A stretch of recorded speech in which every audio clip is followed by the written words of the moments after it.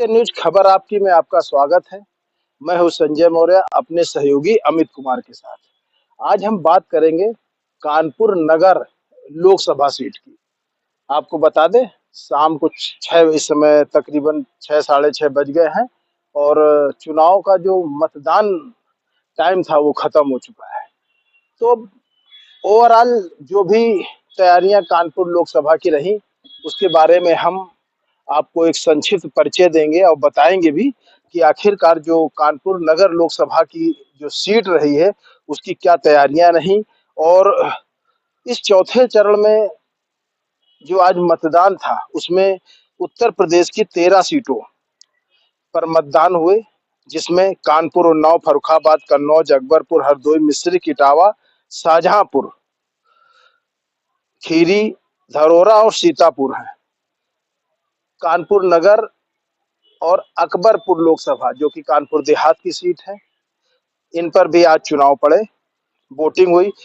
अगर हम कानपुर नगर लोकसभा की बात करें तो यहाँ पर जो वोटर है, कुल मतदाता था 16,62,859 मतदाता है और यहाँ पर 11 प्रत्याशी अपना भाग्य आजमा रहे थे, जिसमें से 3 अहम पार्टियों के उम्मीदवार हैं। भारतीय जनता पार्टी के रमेश अवस्थी जी और इंडिया गठबंधन के आलोक मिश्रा और बहुजन समाज पार्टी से कुलदीप सिंह भदौरिया।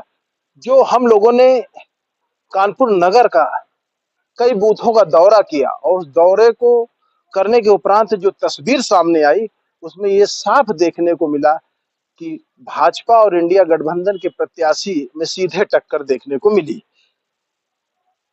अब अगर हम वोट प्रतिशतता की बात करें तो अभी शाम 5 बजे तक जो हमें आंकड़े वोट प्रतिशतता के प्राप्त हुए हैं उसमें कानपुर नगर में 50.81% वोट पड़ चुके हैं। ये जानकारी हमें कानपुर लोकसभा के बारे में प्राप्त हुई। और अगर हम इस मत प्रतिशतता को हम पीछे कुछ सालों से आपका निगाह दौड़वावे, आपको वहां तक ले जाएं तो कुछ बड़े चौंकाने वाले तथ्य भी सामने आएंगे। अगर हम बात करें 1999 से, तो 1999 से जो वोटिंग परसेंट जो कानपुर नगर का था 44.83%। इसी प्रकार 2004 का था 43.35% और 2009 में 36.9% और 2014 में 51.83 और 2019 में 51.62। ये मतदान की प्रतिशतता रही गत वर्षों में। अब जो आज मतदान खत्म हुआ है उसमें जो है अभी तक जो 5 बजे तक के जो आंकड़े हमको प्राप्त हो पाए हैं उसमें 50.81 तक का जो है मतदान कानपुर नगर सीट के लिए हुआ है। अब ये आगामी 4 जून इस बात को तय करेगा कि इन 2 धुरंधर प्रत्याशियों में किसकी जीत होती है, किसकी हार होती है। इन दोनों लोगों की किस्मत मत पेटियों में बंद हो गई है और ये 4 जून का इंतजार कर रही है। ये तो आगामी समय ही इस बात को तय करेगा कि जो 4 जून है किसके भाग्य में उजाला लाता है और किसके भाग्य को अंधकार की तरफ ले जाता है। कैमरामैन अमित कुमार के साथ मैं संजय मौर्य, एसके न्यूज खबर आपकी, कानपुर।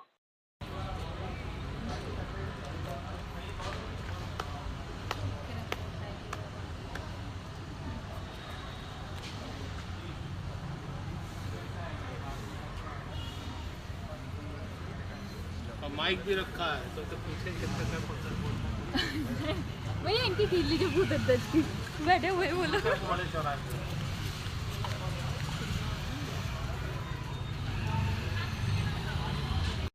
कुछ बोलना नहीं खरीद एक दो लोग और बुला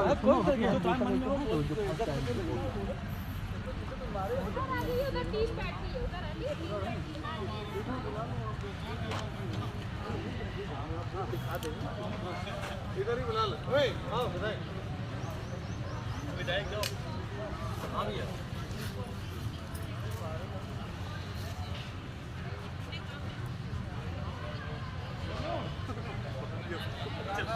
वगैरह है क्या?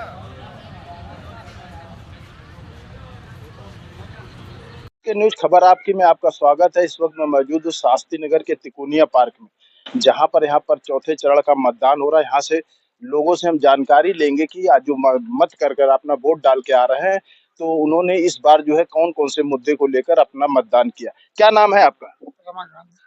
जो इस बार का जो वोटिंग करी है, कौन कौन से मुद्दे हैं इसको लेकर आपने मतदान? हमको सब अच्छा ही लगा, जो भी मुद्दा है। नहीं, कौन से ऐसे कुछ अहम मुद्दे होंगे जिसको लेकर आपने सोचा अब की बार वोटिंग करेंगे? तो बता दें। क्या नाम भैया आपका? खुर्शीद शर्मा नाम है मेरा। कौन से ऐसे अहम मुद्दे हैं जिसको लेकर आपने इस बार वोटिंग करी? पहला बड़ा मुद्दा हमारा ये है कि जो राम मंदिर की जो केस चला आ रहा है कई सालों से, जो उसका निर्णय नहीं हो पाया, ये योगी भाजपा सरकार में हुआ है। इससे हमें बहुत खुशी है कि हिंदू राष्ट्र अपना बना बिल्कुल, कि राम मंदिर हमारे जो नहीं बन पा रहा था वो राम मंदिर बना है। सबसे बड़ी खुशी तो हमको ये है।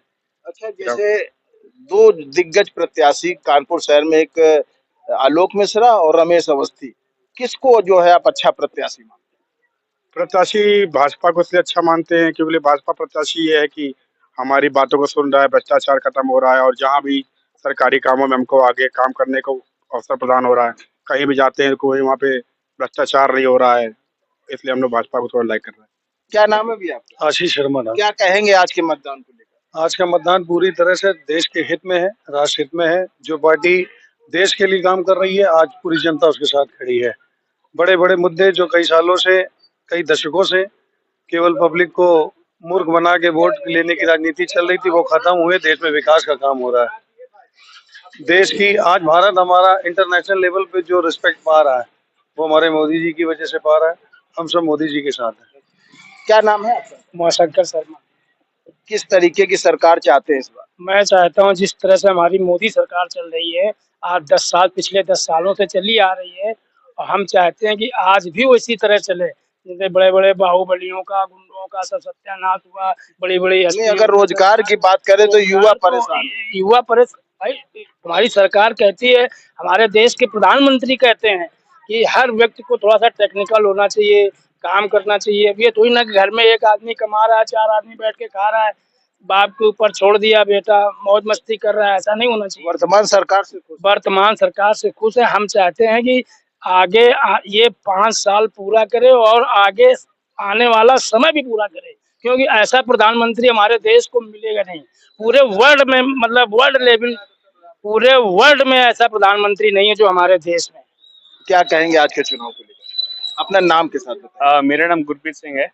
चुनाव तो सभी अपने हिसाब से सरकार के लिए डाल रहे हैं, लेकिन मेरा एक, सबने कहा कि मोदी जी सब सही कर रहे हैं, मुझे अच्छा है, सब सही है। क्योंकि देखिए धर्म के लिए वो राष्ट्र, मतलब हिंदू मंदिर बनवा रहे हैं, मंदिर हो, गुरुद्वारा हो, कुछ भी हो, अच्छी बात है। लेकिन जैसे उन्होंने बात कही कि रोजगार, तो कुछ इम्पोर्टेंट चीजें, जैसे अभी हमारे कानपुर में 13 सरकारी फैक्ट्रियां हैं, सबको पता है, SF है अरमापुर में ना, उसमें से 7 फैक्ट्रियां बेच दी मोदी सरकार ने। 7 फैक्ट्री बेच दी। हर फैक्ट्री में लगभग 4000 बंदा काम कर रहा है, ठीक है। अब मान के चलिए 36,000 बंदा अभी अगले 6 महीने के अंदर इन सब फैक्ट्रियों में ये प्राइवेट हो जाएगी।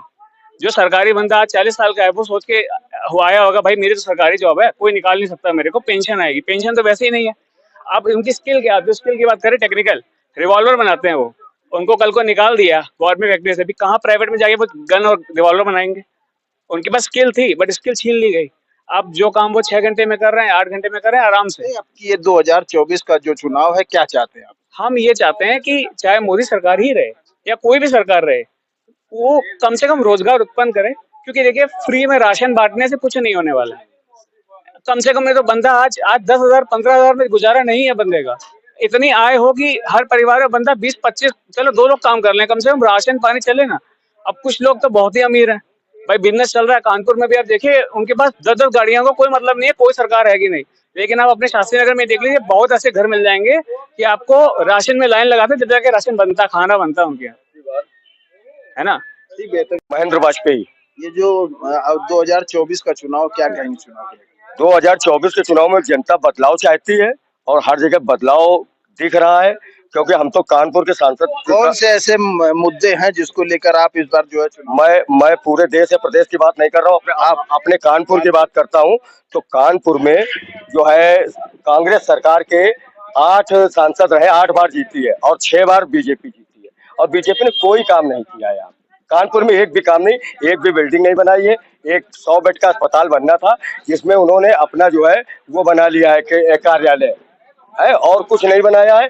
यहाँ पर जो फैक्ट्रियां बनाई थी कांग्रेस ने बनाई थी, स्कूल कांग्रेस की देन है सब, कार्डियोलॉजी जितना भी है, 5 सेंट्रल स्कूल दिए हैं कांग्रेस ने, और कांग्रेस ने नवोदय विद्यालय दिया है, कांग्रेस ने IIT CTI HBTI और सारी चीजें जितनी है, national sugar institute, Kanpur university, यहाँ पर एक 10 बाई 10 का कमरा तक बनाया नहीं है शिक्षा के नाम पे। आप चाह रहे हैं कि बदलाव कानपुर में होना मैं चाह रहा हूँ बदलाव हो, क्योंकि प्रत्याशियों में भी बहुत अंतर है। यहाँ जो प्रत्याशी आया है वो प्रत्याशी टोटल बाहरी है, वो प्रत्याशी उसका कानपुर में निवास तक नहीं है। कानपुर में जो है आलोक मिश्रा यहीं के हैं, प्रॉपर है और रहते हैं, और कई बार चुनाव लड़ चुके हैं, और 5 साल में मतलब वो आदमी दिखा नहीं, पता चला वो आदमी जीत गया। कौन से अहम मुद्दे आपको दिखे जिसको लेकर आपने इस बार वोटिंग करी? अहम मुद्दा रोजगार का है, अहम मुद्दा महंगाई का है, भ्रष्टाचार का है, बस और कुछ नहीं है। तुम लोग आए हैं, गुजरात से आए हैं, गुजरात के लिए भर रहे हैं, बाकी कहीं के लिए नहीं भर रहे, ना यूपी के लिए ना इंडिया भर के लिए, सिर्फ गुजरात के लिए लोग बनने आए हैं।